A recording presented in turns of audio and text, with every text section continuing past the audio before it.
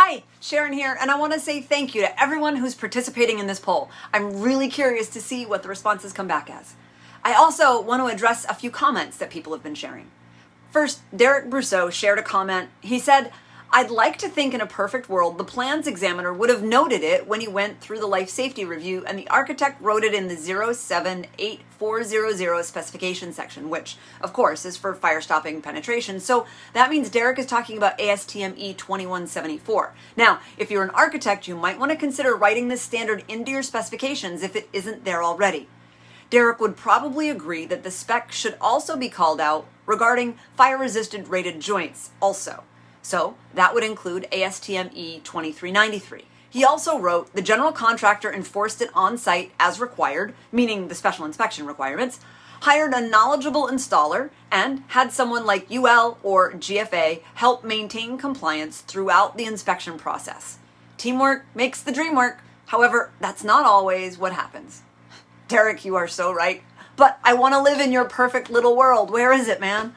So, my response to your comments, and a tip to anyone who's not clear when special inspection of Firestop is required. Basically, if the project is any high-rise, risk category 3, or risk category 4 projects. On these projects, the plan review staff should be looking for this as a requirement because those projects will require special inspection of Firestop as called out by the International Building Code, ever since the 2012 version of the code. Now, some jurisdictions extend that requirement even further. For example, in New Jersey, special inspection of Firestop is required in Class 1 buildings as well. So the plans examiner should note that it's required, if it is, and the architect should have it in the specifications. And I've seen it on the plans sometimes too. But that is not the end of the architect's responsibility. And I will share all of that when the poll closes at the end of the week. The general contractor, however, doesn't really have an obligation to enforce special inspection. But if I was a general contractor, it would be important to me to be sure that the person doing that work is capable and qualified. And that's for two reasons. I have heard stories of Firestop inspectors who walk onto a project and they say things like, "You need Firestop right there." And they're talking about things that don't really require Firestop. For example, a drywall seam above the ceiling that's not covered with drywall tape and mud.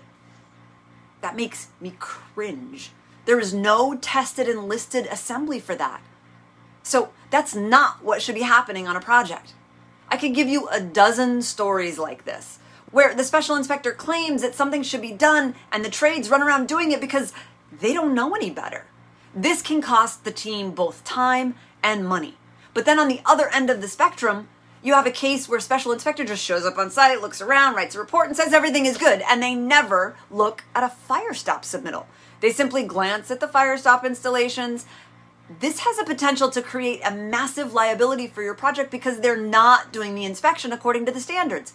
And if they miss things that are actually installed wrong, that's a problem.